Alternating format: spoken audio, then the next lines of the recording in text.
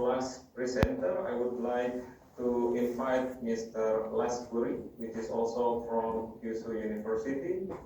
He will present paper with the title of Study of Slope Stability of Tailing Dams and Expansion from Elevation RL2000m to RL2035 at Hidden Valley Mine, Papua New Guinea.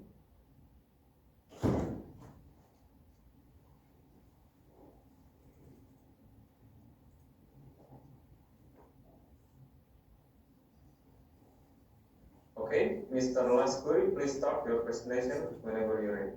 The floor is yours. Good day, everyone. My presentation is about study of slope stability analysis in study of slope stability of tailings dam expansion from 2000 to 2005 at Hidden Valley Mine in Papua New Guinea, and my co-authors are Professor Sasoka Sensei, Professor Sumada Sensei, and Dr. Amanaka and Tyson Moses.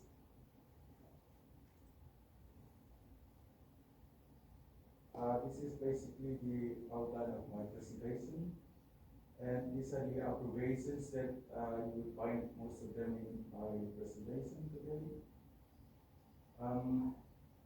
Why the study of slope stability in tailings dam is important? Because when tailings dam failure occurs by natural fractures or human inclusions, we do have obviously some effects on this.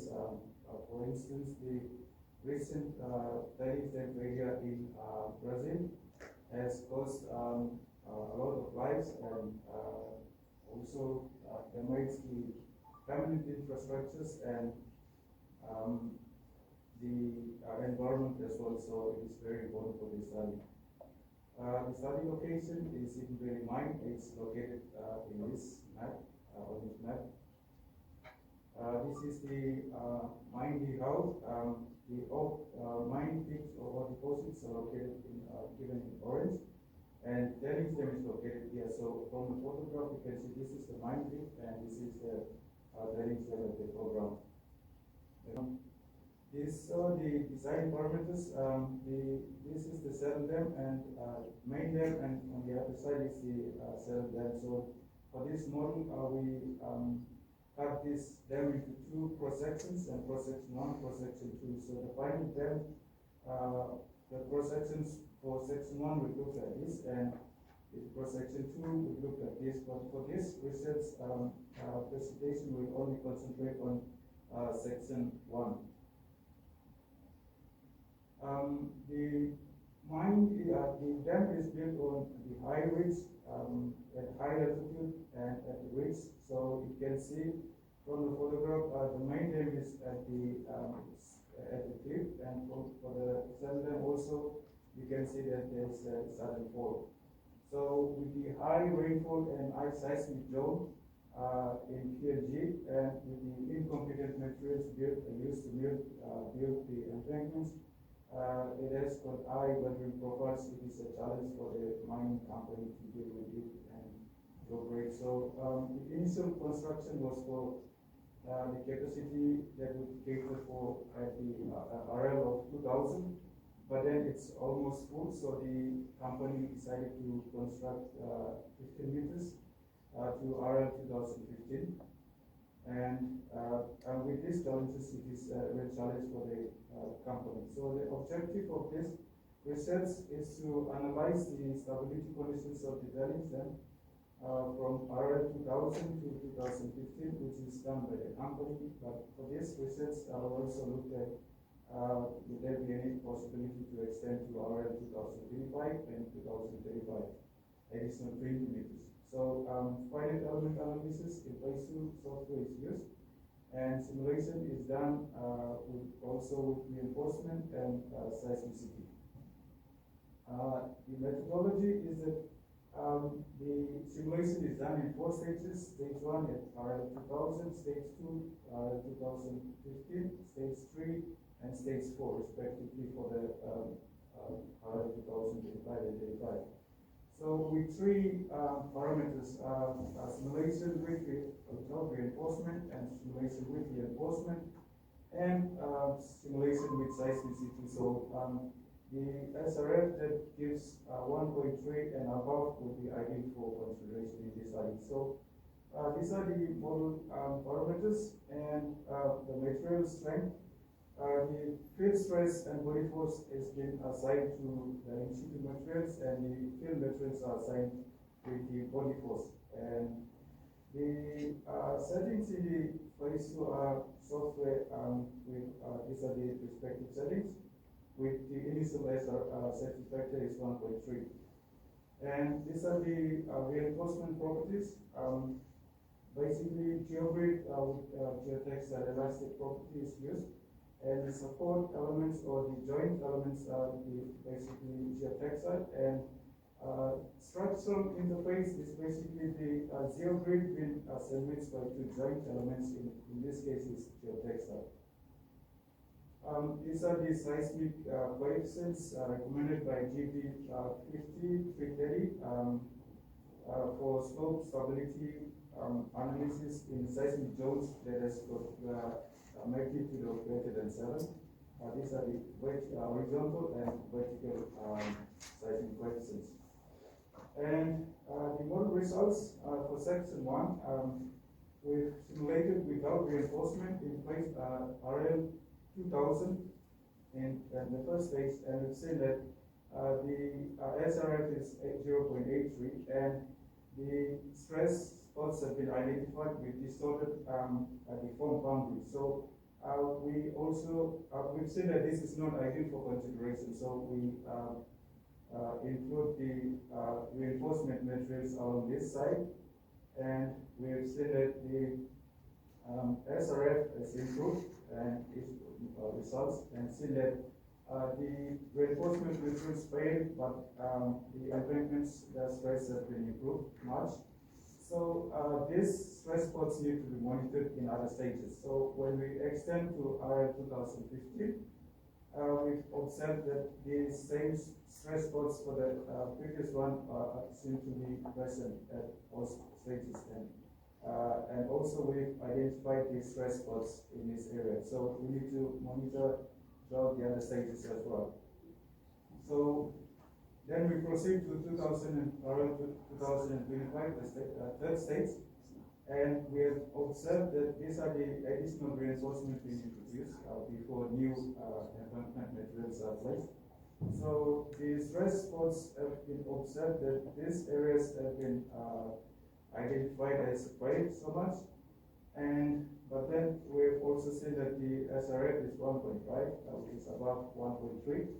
And the deformed boundaries are almost retained the original state, and we've noticed that the endpoints of the reinforcement materials have induced some sort of force in this area. So we move on to RL2035, and we've seen that the same situation in RL2035 with the increase of SRF.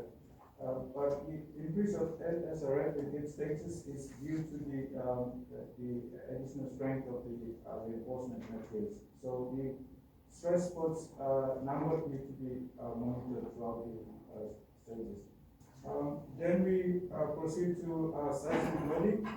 When we load the seismic loading, we use the vertical and horizontal coefficients in its stages, and we've seen the SRF, critical SRF in its stages, and we've seen that the coefficients of 0.23 in vertical and 0.058 in horizontal with a magnitude of greater than or less than or equal to 8 would be safe for the dam.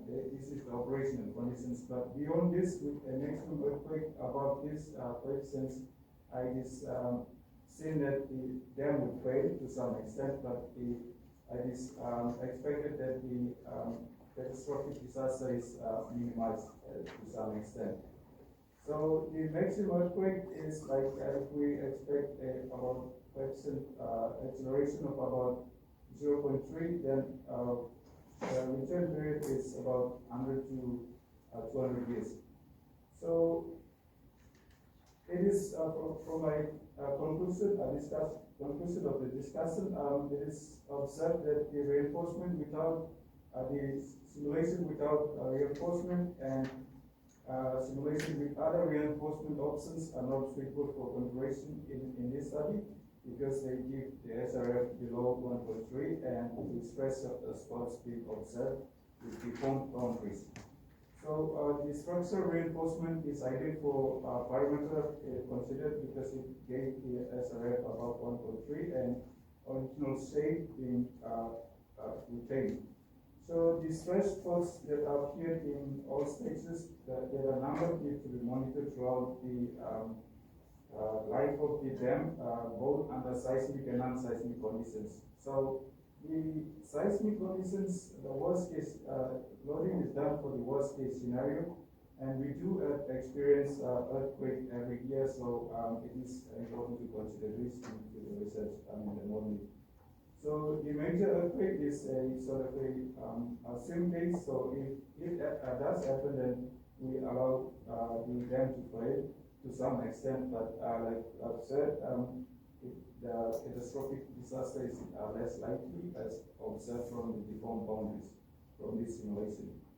So it is also seen that it is possible to expand the TSCFI from RL2000 to 2035.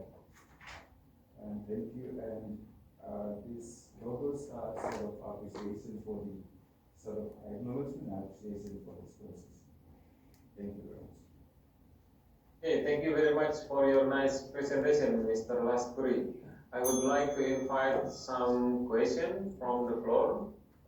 Maybe we start from the online participant. Is there any question for Mr. Laskuri? You could raise your hand, or maybe you could write Q letter at the chat box. Okay, so far there are no questions from the online participants, so I would like to invite the audience from the City Hall. Is there any question for Mr. Laskuri? That's time for the presentation. My question is on the estimation of seismicity.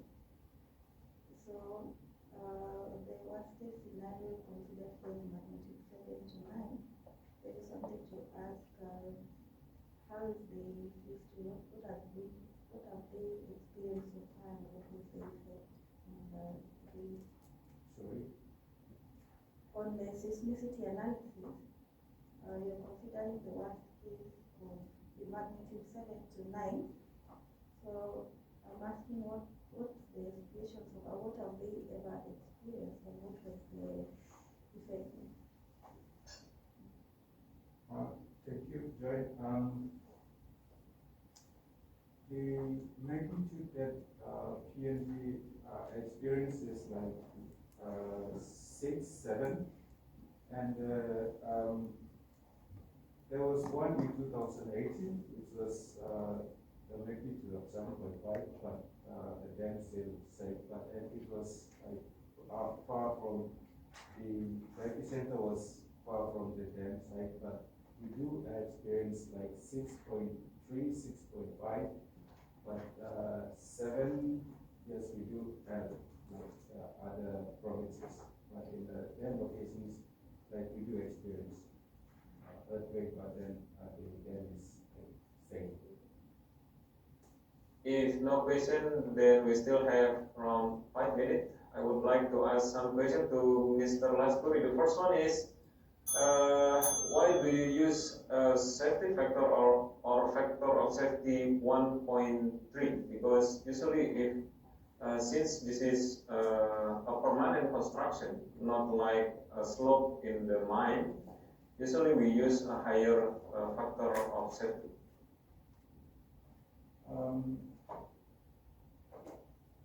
Good question.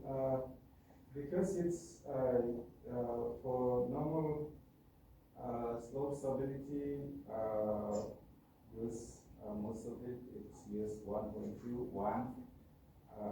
But for the dam, it is 1.3 and 1.5 recommended by UNCODE, the Australian National Committee of Large Dams, they recommend 1.3. So it is the minimum or the initial SRF. So above this, it's okay. So below this is it's a standard.